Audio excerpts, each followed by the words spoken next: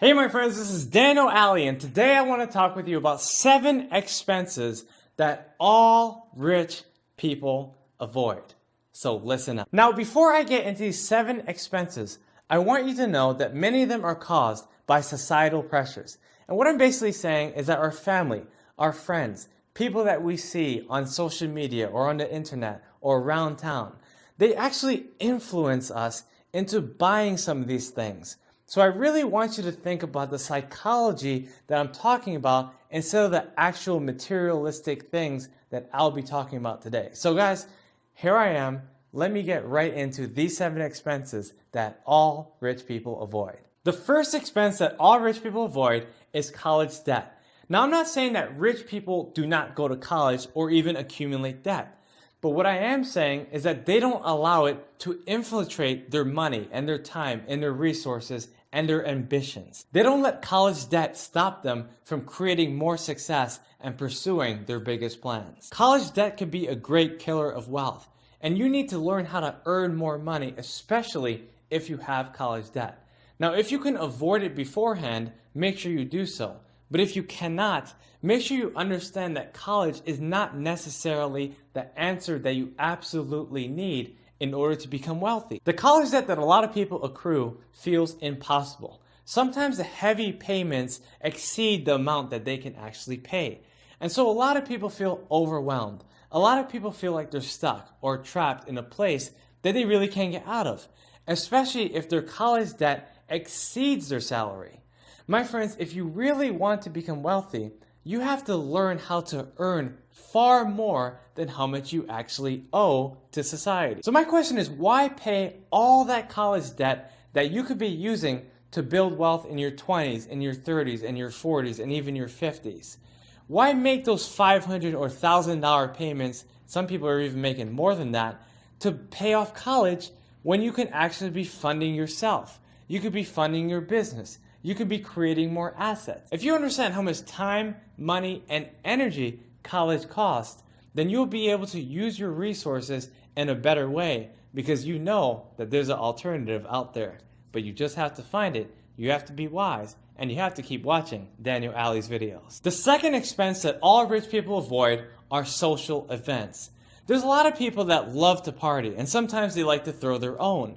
But so many people overindulge when it comes to partaking in social events. For instance, a man might want to impress his family and throw a big wedding. Now that wedding may cost $50,000, and that same $50,000 could be used for greater assets. Now why does a person do it? Well, usually because of societal pressures. So you have to realize exactly what you need to do and try to create a budget for your expenses so you don't have to put yourself in these dire situations. There's so many people that spend money frivolously on parties, on events, on all kinds of gatherings that don't need to cost as much. Now I'm not saying you cannot have fun. I would never say that. What I am saying is be conscious of how you spend your money, your energy, and your time in all the events that you go to. The third expense that rich people avoid are cars. Now, rich people definitely buy cars, and many of them lease cars.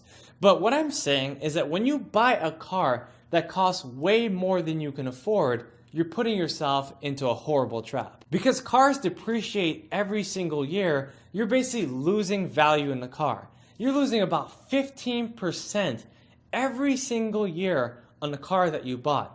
It's not a wise investment. Sure, it looks good, it probably feels good, but is it actually adding money and wealth to your resume? When you buy a car, make sure you consider all the costs associated with it. The gas, the maintenance, the insurance, and so much more. There's a lot of people that get killed on all these costs because they don't understand it. They get killed on property taxes because they don't understand how it's assessed. Maybe they never paid property taxes, and then once that bill comes, they're like, whoa, I never expected that. When it's time to buy a car, try getting a car that's about 10 to 15% of your income. So for instance, if you're earning $100,000 a year, you should be driving a $10,000 to $15,000 car. Now, if you really need to impress people, then you could probably spend 20 to 30%. But you gotta make sure that you really need to impress people. Now, what kind of jobs might constitute the need for impression? Well, I'm talking about jobs when you actually have to go out and meet people, like real estate, and insurance sales and all kinds of occupations where people need to see your car, and that will determine how much money you'll end up making based on their judgment. Now, the only reason why I would ever say that you should spend 30% on a car is if you need a status symbol to build your reputation. Remember, your reputation is your best advertisement, and so if you're in sales, then you really want to leave a remarkable impression and make people say, wow, I like that person. I really want to work with them. Also, if you have a nice car, it obviously gives you more confidence, but make sure that confidence doesn't wane after 2 months. Make sure that it's long-standing and that you feel confident about the car that you have and who you're becoming in that car. The fourth expense that all rich people avoid are houses. Now, I know that a lot of rich people have houses. In fact, that's one of the biggest dreams that a lot of people have. But what I am saying is that if you need capital to begin investing in yourself or your business, why use all that money to throw into a house? In other words, let's say you're looking at a house that you really like, and that house is $500,000. Now, you know that a 20% down payment is $100,000, plus there's closing costs and other costs associated with moving. And so you really have to ask yourself, would that money be better in the house or would it be better in business so that I can grow it and create more assets to grow my wealth? Unfortunately, a lot of people that I've talked to personally end up buying the house and end up giving up on their dreams. Several years later, they have that house and they still have no dream. They still don't even have the business that they always wanted to start. However, if you understand exactly what you want, you're going to delay that house and you're going to use that capital to build your dreams so that you can get a $5 million house instead of a $500,000 house. Which one would you prefer? So you might be asking, what's the alternative? Sometimes it is better to buy depending on your location, but sometimes it's better to rent. And if you can rent, try to rent for 25% of your total salary in a year. So for instance, if you're making $100,000 in a year, you only want to be paying about $2,000 a month in rent. Also keep in mind that if you have a house, just like a car, there's a lot of associated costs. There's property taxes, there's maintenance, there's furniture, and there's a lot of time and energy invested in maintaining and taking care of that house. The fifth expense that all rich people avoid is food. Now, I personally love food, and I'm not going to tell you what to eat and what not to eat. But what I am telling you is that you know when you're spending way too much money on food. No one should be spending more than 20% of their income on food. So that means if you're earning $100,000 a year, you shouldn't be spending $20,000 on food. But unfortunately, a lot of people end up doing that. Even worse, people end up using drugs, they end up buying cigarettes and alcohol and all these other things that cost way too much money. One thing I really want you to know is that you need to eat better foods, because if you take control of your health, not only will you save money in the long run with medical costs, but actually healthier food costs a lot less. I'm giving you this advice because personally, I lost over 40 pounds in the last 6 months. And a lot of you guys have realized that, so I thank you. Mwah, mwah. But be careful with how you spend your money. If you spend it in the wrong way, it's going to lead you in the wrong direction, especially regarding food. One of the best things you can ever learn how to do when it comes to food is to learn how to cook. It's one of the skills that I've acquired over the years, and I am telling you, it's a worthwhile investment to learn how to turn the stove on instead of the microwave, and I promise you it's a greater investment in the long term. The sixth expense that rich people avoid are clothes.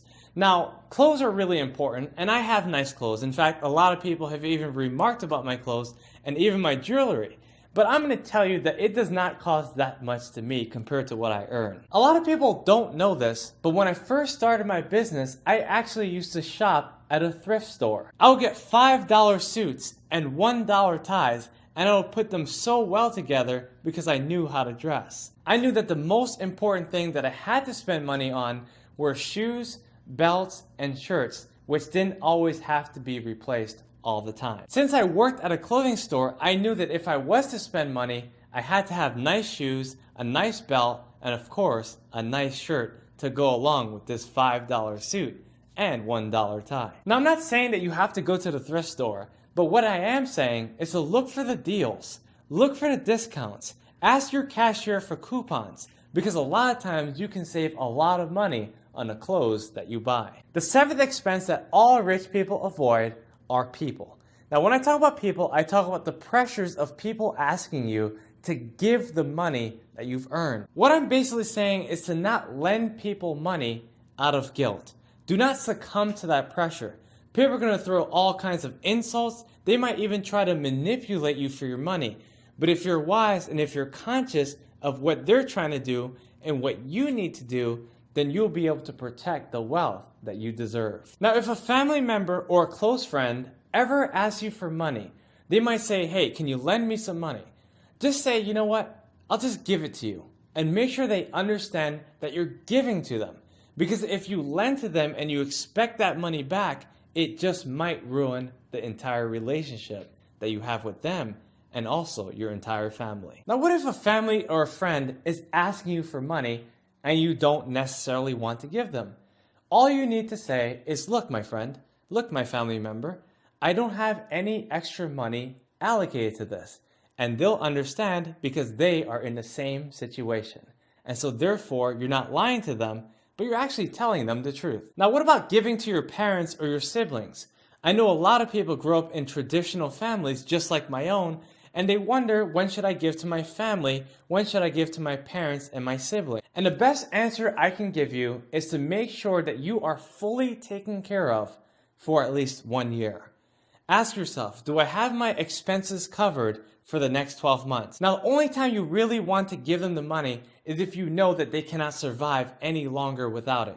And if that's the case, then of course, give them the money, because then it comes down to survival.